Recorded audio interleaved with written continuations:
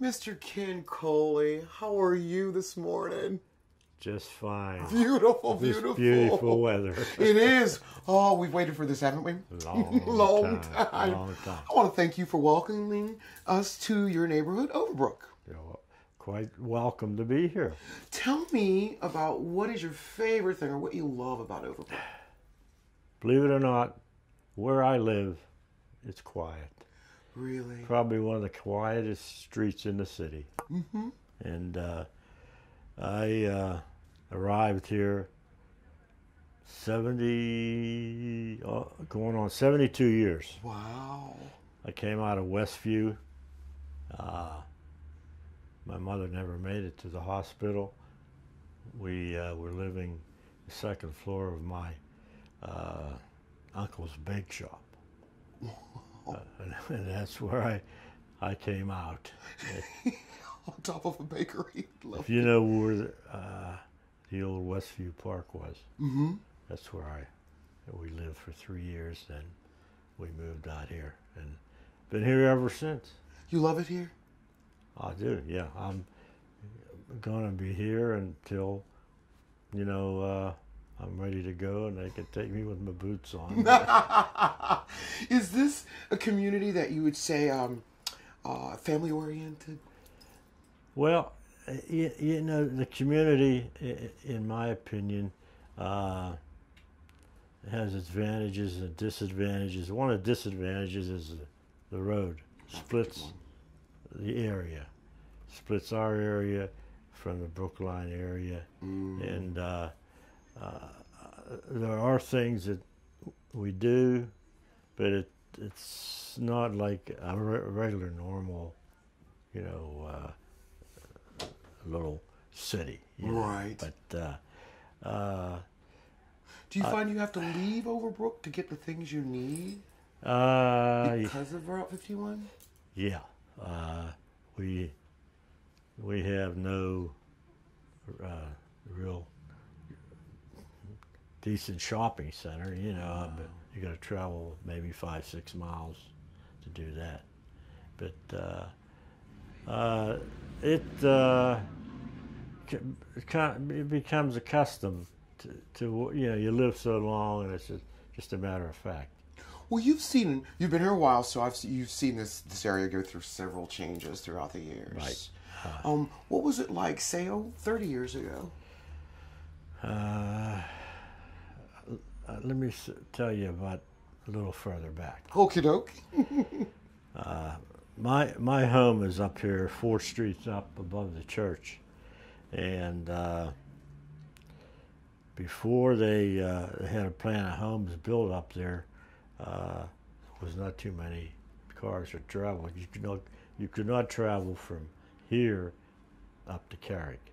There was no through way. It was all woods, and it was a matter of fact. When we were kids, we used to always bet in the summertime that how many cars on a Saturday or Sunday would get stuck to try and go over to get they see this one road, and we always won the bet. That's hilarious. If it rained during the week, the water just laid there in puddles. And that was in the early 50s. Right. And now, at that time, they built about 45 to 50 homes and connected that area with Carrick. Okay. And it helped. I went to 3 schools in this area. Never rode a bus. Never rode a bus, just walked. I walked down.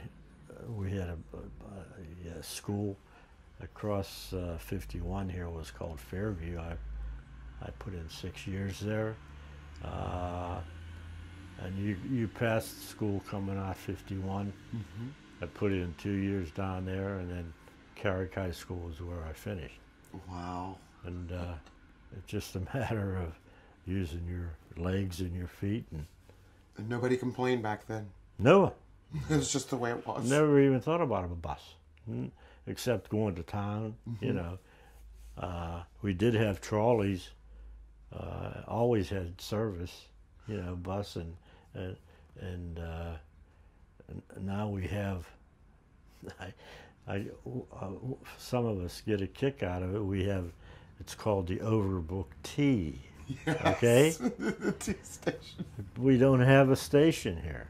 It doesn't stop here? Does not stop in Overbrook. It just goes through? It just goes through. How do you feel about that? Well, myself and a lot of people have discussed it with our council lady, and things are moving along now with this construction. And if the funds will be available, they're going to ramp it for getting on right here at the T. I think that'd be great for your neighborhood. Oh yeah, well, when we had the old trolleys, this was the best stop on a trolley line. Best stop on the line. Yeah, it was the greatest stop. But I couldn't understand that why they made it that way. They could have ramped it. They said, well, it's for the handicap. Well, if you go back out the road a little ways, there's McNeely Road, and there's ramps, 5 ramps going up. All the way up? Yeah, and it's not any higher than this ramp right here. Right. So hopefully, in the near future, hope I see it, that we can get a stop there, get some small businesses, restaurants, and liven up the place a little bit. Liven it up. Yeah, right. I tell you, I've driven 51 many times throughout the years, and I never realized you have such a beautiful little community back here. It is. It's you go off either way. I mean, you can go right or you can go left. It's a well kept. The homes are kept well, and it's pretty. It's nice. Where do you see Overbrook in 25 years? Well, if we can get the main transportation out here, I know we got it now, but right at this intersection, there's so much conglomeration. The buses come out here, and they unload the T here. There's been talk that they're going to run ramps and unload the buses further out 51. I don't know if that's going to happen. I hope to see that. I don't know whether I will, but we'll see what happens. This construction here is the first major street construction I've seen since I've lived here. Are you serious? No, there's not been. There's been some dredging in the creeks, but when you get a big rainfall, it doesn't hold the water anyhow. Doesn't. Right here behind you, our church, we've had water in it at least half a dozen times. Wow. Yeah. And the people who built this church in 1881, I believe had the right idea, because the sanctuary is upstairs. It's on the second floor. Oh, so you come in the church and then you go upstairs to the sanctuary. Yeah. Smart. Yeah, they were very smart then. 1800s. 1881, yeah. 1881. That is beautiful. Yeah, we're still going along. You're still going along. God's still sticking with us. God's my man. He's my man. I love that kid. I love it. Yeah. I want to ask you one more question. You were saying that you were going to tell me a story about some of the houses around here? Yeah. I mean, I can't say they're the same. You got a mix. The architecture? You know? Yeah, the architecture's a mix.